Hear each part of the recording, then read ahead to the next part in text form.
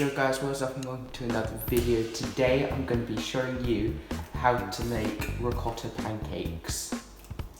So first you need 1/3 cups of ricotta, 3/4 of a cup of milk, 4 eggs, 1 cup of plain flour, 1 teaspoon of baking powder, a pinch of salt and 50 grams of unsalted butter.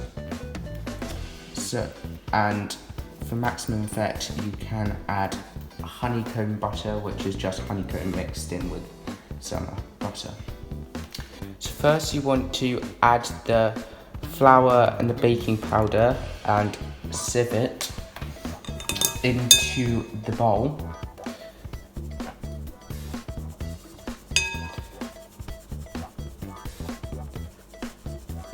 Okay, and then you want to get the salt and just put a small bit in. Next you want to separate the egg whites from the yolk. Next you want to add the ricotta to the mix along with the egg yolks and the milk and mix it all in together. Next, you want to mix the ricotta, the milk and the egg yolks into the flour and the baking powder mixture. And then you want to mix it all together with a spoon.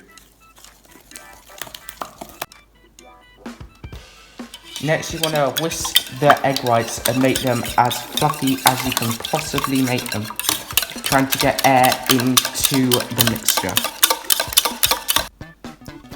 Once the mixture has become a white frothy peak, you then have to fold it into the mixture of the egg and the milk and fold it in to get the air into the ricotta, like that. Then you want to butter the pan, heat it up, and then take your final ricotta mix